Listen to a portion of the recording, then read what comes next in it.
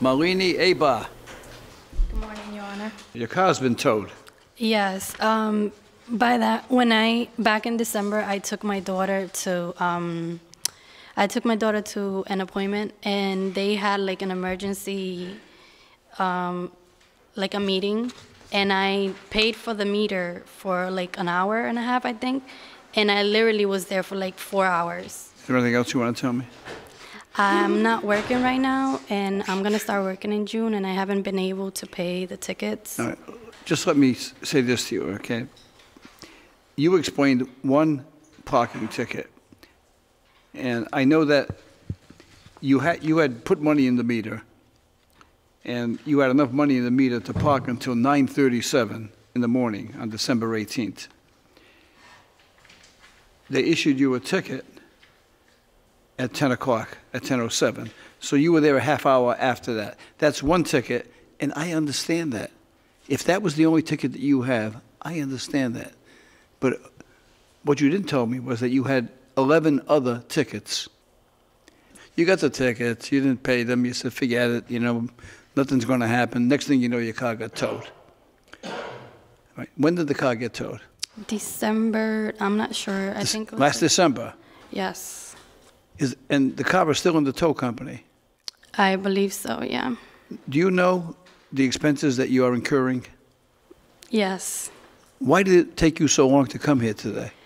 Because I want to buy a new car, so I went to the DMV and they told me that I owe a lot of money. There's nothing that you're telling me that makes sense. Nothing. All right? I'm upset, not at you, but for you, because I'm not sure you realize the predicament that you put yourself in. Your car got towed. This is now May. Your car was towed in December, January, February, March, April, May. 5 months, approximately 150 days. The tow companies usually charge $30 a day for storage. You probably owe $4,500 for storage to the tow company. Did you know that? No, I didn't. You came in here today with all of these tickets. You give me one explanation. I put money in a meter for one ticket. Forget the red lights, forget all the other tickets, forget the fact that the car's been towed, forget the fact that you're paying $30 a day storage. You don't address any of those things. You get a narrow perspective about this big. So did you think, oh, I'm going to tell the judge about this one ticket, he's going to feel so sorry for me, he's going to dismiss everything? It doesn't make any sense. I didn't think it was going to be like that. I just want to know, like, what No, you can't register a car, though. That's why you came in, right? Well, I want to settle this situation so that it won't happen again. So you can register a car? Yes.